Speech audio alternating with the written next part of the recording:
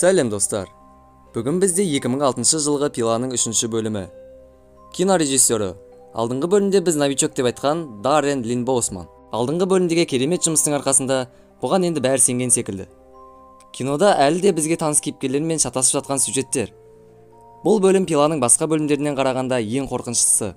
Соның арқасында көптің назарына ілігіп, мынандай кассалық табыс тапқан. Фильмнің сондай қорқынышты болғанынан, бұны Беларусь елі тіпті көруге тыйым салған. Бір қызығы, сценарист Ли Уоннелл киноның кейбір сценаларын көріп, физикалық тұрғыда ауырып қалған.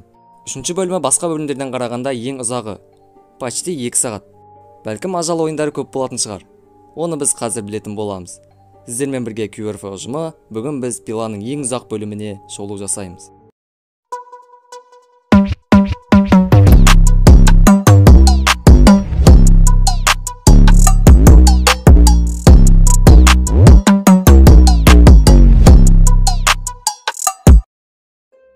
Кино бізді алдын тастап кеткен жерден басталады. Аманда Эрик Мэтьюстің аяғын кісендеп кеткен еді. Эрик әрең дегенде фонарикті алады. Қаруында оқ жоқ, ал Ара шынжырды кеспейді. Сосын ол Гордонның аяғын көргеннен соң, Ара не үшін керек екенін түсінеді. Солай ол әрекетке көшеді.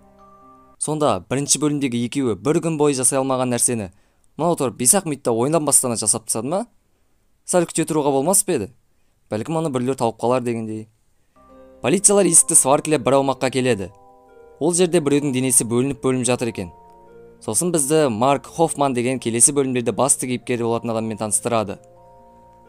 Сосын кадр бұл бөлімдегі алғашқы ажал ойынына ауысады. Бұл адамның бүкіл жерінен сақина тәрізді шынжырмен байлап қойған. Оған босап шығу үшін 1,5 минут ішінде денесін тартып шығу керек. Арқадағы сақиналарды тартып алуға болады, бірақ ана тұрған аузындағы сақинаны тартып ала алмайсың. Ол ең бірінші ең жеңілдерінен бастайды. Солай ауырсынып тұрған кезінде уақыт бітіп қалады. Ол үлгеріп, барлығына босап шыққанның өзінде есік бекітулі. Полициялар оны сваркілеп әрең ашты. Одан қалай шығады, түсініксіз. Кэрри бүгін өте тамаша жұмыс күннен соң үйіне барады. Сосын айнадан Эриктің бейнесін көреді. Содан соң ол теледидарды қосады. Бір кезде теледидар өзінен өзі тікелей эфирге ауысады. Ол тікелей эфир Кэрридің шкафының ішінен жүргізілген екен. Ол қорққаннан жылдам шкафқа ата бастайды. Сосын ол тексеру үшін барса, артынан біздің Шошқабек келеді. О, міне енді ол тұзақта. Оның тұзағы белгілі бір уақыт ішінде мына тұрған кислотадан кілтті алып, құлыпты шешпесе, оның ішін екіге бөліп жібереді. Бірінші ол шынымен тұзақ мықты бекітілген ба деп тексереді. Сосын одан кейін қолын кислотаға салып, кілтті алып, құлыпты шешеді. Бірақ тұзақ ашылмайды. Солай ол өледі. Одан соң бізді бұл киноның басты кейіпкерімен таныстырады. Лин ауруханада жұмыс істейді, және ол ең қиын деген операцияларды сәтті орындап шығады екен. Ол өзінің жұмыс уақыты біткен соң үйіне қайтайын деп жатса, киім ауыстыратын бөлмеде қамалып қалады. Сосын Шошқабек оны да ұрлап кетеді. Бірақ мана адам көп жерден оны қалай алып шығады, ол түсініксіз. Солай кадр Крамер жатқан бөлмеге ауысады. Сонда мына Крамер мынандай дәу нысанды қайдан алады? Оның ішіне еще қаншама нәрсені кіргізіп қойған. Ол жерде Аманда Линді әкеледі. Ол Линді Крамер жатқан бөлмеге кіргізеді. Ол бөлме кішігірім аурухана екен. Мына жерге вообще жөндеу жұмыстарын кім жүргізген, тастанды нысан деуге вообще келмейді. Сосын Аманда Линнің мойнына тұзақты кигізіп, егер сен Джонды аман алып қалмасаң, өзің де аман қалмайсың, дейді Аманда. Осы уақытта кезекті ойын ойнаушы Линнің күйеуі Джефф бір қораптың ішінен оянады. Оған себеп баласының өлімі. Ол 2 сағатта мына қораптан босап шықпаса, онда өледі екен. Пиланың мақсаты Джеффке кек алу өмірінің ойрандалуын білдіртетін. Соңында баласының өлтірген адаммен бетпе-бет кездесетініне уәде беріп, өз ойындарын ойнауға мәжбүрлейді. Сосын ол тербеліп қорапты құлатып сындырып шығады. Солай ол өзіне келіп өзінің алғашқы сыйлығын алады. Ол жерде бір сурет бөлігі мен кілт бар екен. Осы кезде Лин Джонды тексеріп жатып, оны ауруханаға апарып, ота жасау керектігін айтады. Әрине Аманда бұған келіспей, оған ойын шартын қайта түсіндіреді. Лин бұл іске жайбарақат кіріскен секілді. Ниче, қазір Джон оның жұмысын жылдамдатады. Джефф бір бөлмеге кіреді. Ол жерде бір қыз байлаулы тұр екен. Ол қыз тоңастықшыда тоңып жатыр екен. Ол Джеффтен көмек сұрайды. Бірақ Джеффтің тапқан кілті оның құлпын шеше алмайды екен. Сосын ол плеер тауып тыңдайды. Алғашқы ойынға қош келдің. Бұның аты Даника Скотт. Бұл сол жағдайды көрген жалғыз куәгер. Ендігі шешім өзіңде. Оны құтқарасың ба, жоқ па? Кенет су қосылып кетеді. Джефф құтқарсам ба екен деп ойланып қалады. Солай Джефф мына тұрған темірлердің арасынан кілтті алуға қолын созады. Бір кезде қыз мұз боп қатып қалады. Джефф қорқып кетіп, бетін темірге басып барынша созылып кілтті алады да беті жыртылып кетеді. Ол қызды босатайын десе, ол уже полный қатып қалған. Солай ол бөлмеден шығып тағы бір суреттің бөлігімен оқ тауып алады. Осы кезде Лин Джонның барлық ойлап тапқан тұзақтарын қарап жүреді. Ары қарай кадр өткен шаққа ауысады. Жәкең бұл тұзақтарды енді құрастырып жатыр екен. Ол Биллидің қуыршағы мен Амандаға жасалған ойындағы ауызда айырғыш деген тұзақты жасап жатады. Аманда ойыннан алғаш болып аман қалған адам. Содан кейін Джон оны өз қатарына қосып алған. Лин операцияға дайындалып жатады.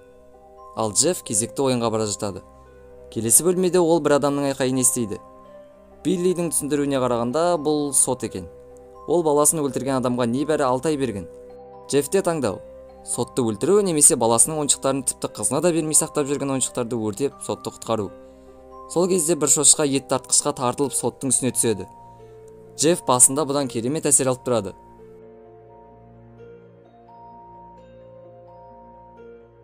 Содан кейін іске кірісіп ойыншықтарды өртейді де кілтті алады.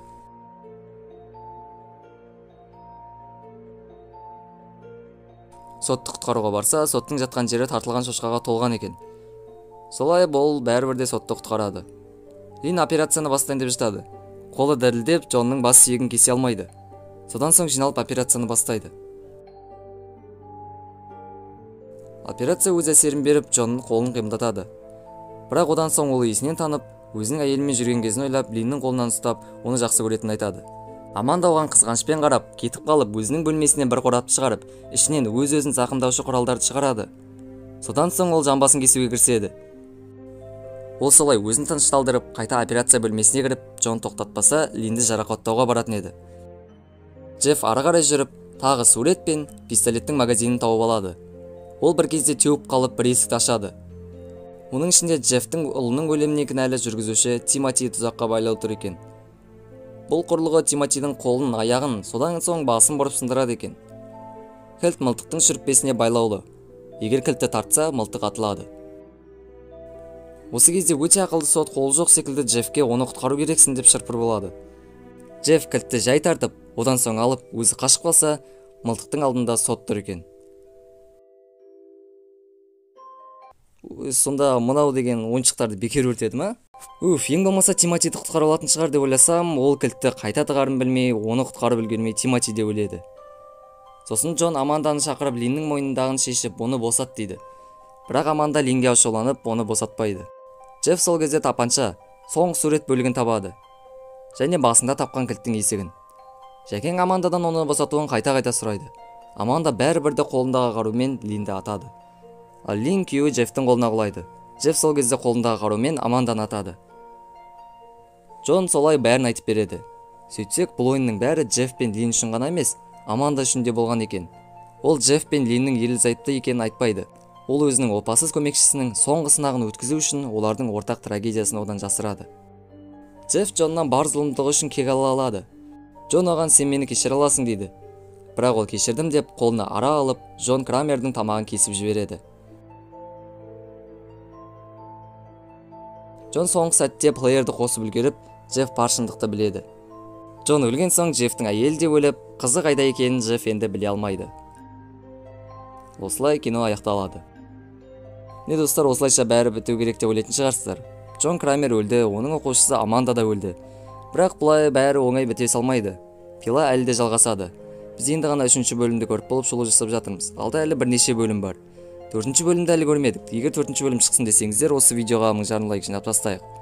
Сонда біздің арнада Пила жалғасады. Ал ендеше сіздермен бірге болған және әрдайым бірге болатын QRF ұжымы, сау болыңыздар.